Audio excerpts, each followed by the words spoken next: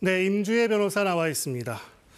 먼저 이 대통령 사건 재판부가 오늘 밝힌 내용부터 보겠습니다. 파기환송심 기일을 변경하고 추후 지정했다고 밝혔습니다. 이 추후 지정이란 건 보통 어떤 경우에 이루어지는 조처인가요? 기일 추정이라고 불립니다. 기일 추정은 당초에 예정되어 있던 기일에 재판을 여는 것이 아니라 이후에 재판은 진행은 하겠지만 그 시점이 언제가 될지를 예측하기 어려울 때 재판부에서는 잠정적으로 그 날짜를 지정하지 않고 재판을 일단 마치는 그런 절차라고 보여집니다. 일반적으로 기일 추정이 생기는 그런 상황들을 보면 감정 결과 같은 부분들을 기다려서 재판이 진행돼야 되는데 감정 결과를 받아보기까지 어느 정도 시간이 걸릴지 예측이 어려울 때 내지는 지금 동시에 여러 재판이 진행되고 있는데 다른 재판의 결론을 기다렸다가 이번 재판을 진행하는 것이 보다 합리적인 선택이라고 판단이 될 때 이럴 때 잠정적으로 일단 이 재판의 기일을 연기해 두고 명확한 기일을 지정해 두지 않는데 이럴 때 기일을 추정한다고 표현합니다. 오늘 있었던 이 기일 추정 결정도요. 당초 이 공직선거법 파기환송심이 대선 이후 2월 18일로 연기가 한 차례 되었었는데 이 부분에 대해서 잠정적으로 일단 다시 그 기일을 연기해 두는 조치라고 평가할 수 있습니다. 그렇군요. 그리고 재판부가 또 이 결정이 헌법 84조에 따른 조치다 이렇게 또 밝혔어요. 그러면 헌법 84조에 대한 해석을 한 건가요? 사실상 해석을 했다고 보여집니다. 매우 중요한 부분이라고 보여지는데요. 재판부가 단순히 지금은 지금 당선하고 시간이 얼마 지나지 않았으니까 일단 연기한다라는 취지가 아니고요. 명확하게 헌법 84조를 근거로 들고 있습니다. 헌법 84조가 바로 그 불소추 특권인데요. 대통령은 내란 또는 외환의 죄를 범한 경우를 제외하고는 재직 중 형사상 소추받지 아니한다라고 규정되어 있습니다. 소추받지 아니한다는 것이 문헌 그대로 해석한다면 새로운 재판이 추가되지 않는다, 즉 기소되지 않는다라고 해석한다면 기존의 이재명 대통령이 진행 중인 재판은 계속해서 진행이 될 수도 있는 것이지만 이번에 이 공직선거법 파기환송심을 접당하고 있는 이 서울고등법원에서는 이 헌법 84조를 근거로 해서 일단 기일을 추정하겠다고 밝힌 만큼 적어도 이 불소추 특권이 어떤 그 도입이 된 배경을 생각할 때 현직 대통령은 이 업무에 집중할 그런 필요성이 있기 때문에 재판에 계속해서 출석하는 것이 적절하지 못하다라는 판단이 일부 가미되었다고 평가할 수 있을 것 같습니다. 그럼 결국 이 대통령의 공직선거법 사건 이거는 이 대통령 재임 중엔 중단된다 이런 뜻으로 해석할 수도 있나요? 어디까지나 기일 추정이기 때문에 언제든 재판부의 판단에 따라서 다시 기일이 지정될 수는 있습니다. 네. 다만 이미 재판부에서 헌법 84조를 들어서 기일을 일단 추정해 둔다 이렇게 밝히고 있고요. 이 기일 추정 결정은 어떤 잠정적으로 어떤 날짜를 정해둔다거나 아니면은 무기한으로 아예 정지하겠다는 의미는 담고 있지 않아서 오히려 검찰 입장에서도 이에 대해서 적극적으로 불복할 만한 절차가 없어 보입니다.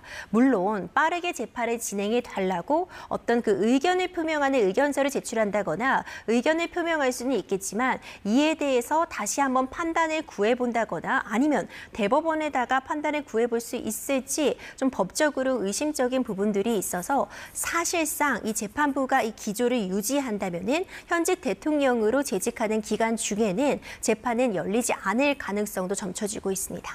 그렇군요. 그런데 지금 이 대통령이 받고 있는 재판이 이 공직선거법 사건 말고도 여러 가지 더 있습니다. 나머지 재판들은 어떻게 되는 건가요? 사실상 나머지 재판 같은 경우에도요. 각기 다른 재판부에서 진행이 되고 있습니다.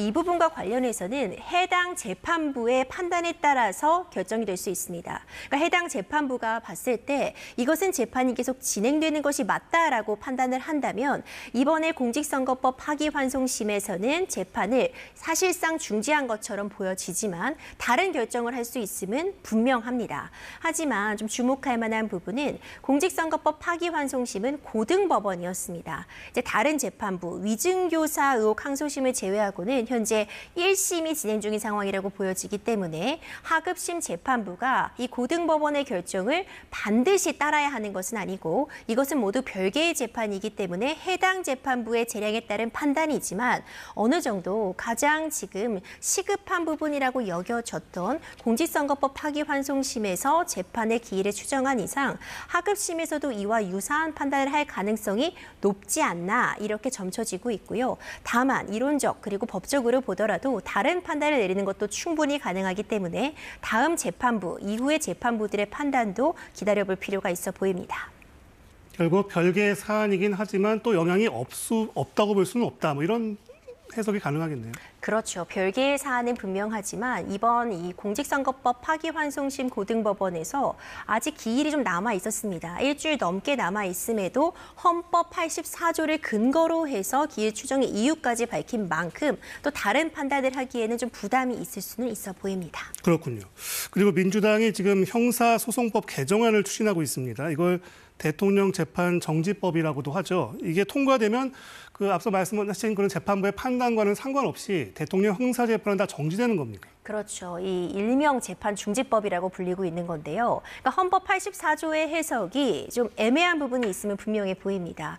형사상 소추되지 않는다를 기소를 넘어서서 모든 재판이 중지된다고 해석할 수 있을 것이냐가 어떤 학계에서도 대립이 있다 보니까 이런 논란을 원천적으로 차단하고자 형사소송법을 개정하겠다는 겁니다. 그 개정안의 내용은요. 현직 대통령은 피고인 신분으로 받고 있던 모든 재판이 현직 대통령으로 재임하는 기간 동안 중지된다라는 규정을 포함하겠다는 겁니다. 지금 민주당에서는 12일 본회의에서 통과시킬 수도 있다라고 얘기를 하고 있는데 사실상 대통령이 거부권을 행사할 가능성이 매우 낮은 상황이기 때문에 통과가 된다고 한다면 앞서 논의했던 부분과는 별개로 모든 재판이 중지되게 되는 상황입니다. 네. 그리고 그 형사소송법 개정안과 함께 공직선거법 개정안도 지금 민주당이 추진하고 있죠. 그렇습니다. 이 공직선거법 개정안의 내용은요. 선거에 당선이 될 목적으로 허위의 사실을 공표하는 경우 이 처벌 규정을 두고 있는 것인데 바로 이재명 대통령이 지금 대법원에서 유죄 취지로 파기환송을 받았던 그 해당 조항입니다. 이 구성 요건 가운데 출생지나 가족관계, 직업, 재산, 경력 등에 대해서 허위 사실을 공표한다면은 처벌을 받음이 마땅하지만 이재명 대통령에게 적용이 되었던 허위 사실 중에서도 특정 행위에 대해서 거짓을 말한 경우에 처벌하는 이 부분은 위헌 소지가 있기 때문에 제외하여야 한다는 것이 골자입니다. 결국 이 허위 사실 공표 부분에서 이 행위가 제외된다면 이재명 대통령 사건 같은 경우에도 지금 재판이 진행 중인데 처벌할 규정이 사라졌기 때문에 면소 판단을 받을 수 있어서 만약 이 개정안이 통과한다면 공직선거법 이 파기환송심 같은 경우에 면소 판단을 받을 가능성이 매우 높은 상황입니다. 그런데 말씀하신 그 형사소송법 개정안, 또 공직선거법 개정안 이 두 법이 향후 위헌법률 심판의 대상이 될 수 있다는 전망도 있지 않습니까? 그런 전망도 나오고 있습니다. 먼저 재판중지법 같은 경우에는 사법부의 고유한 권한에 대해서 이것이 입법을 통해서 그 권한을 침해하는 것 아니냐, 삼권 분립에 위배된다는 주장이 충분히 가능해 보이는 상황이고요. 앞서 살펴봤던 이 헌법의 불소추 특권과도 충돌되는 지점이 있다는 지적도 받고 있습니다. 이 공직선거법 개정안 같은 경우에도 국민들의 알 권리라든가 이 선거를 치를 권리를 침해할 수 있는 부분, 이런 기본권 침해 부분이 문제가 될 수 있기 때문에 경우에 따라서는 위헌 논란이 계속 제기될 수 있습니다. 네, 하나만 더 간단하게 여쭤볼게요. 그 경찰이 윤석열 전 대통령을 수사하고 있는데 그 체포영장 집행 저지와 비화폰 삭제 과정에 윤 전 대통령이 관여한 정황이 포착됐다.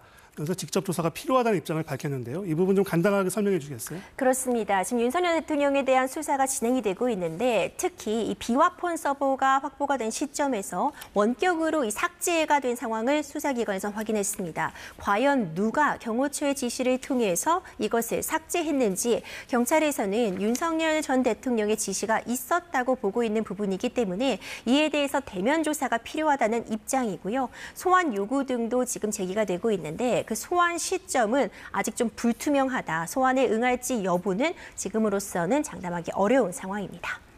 네, 임주혜 변호사였습니다. 말씀 잘 들었습니다.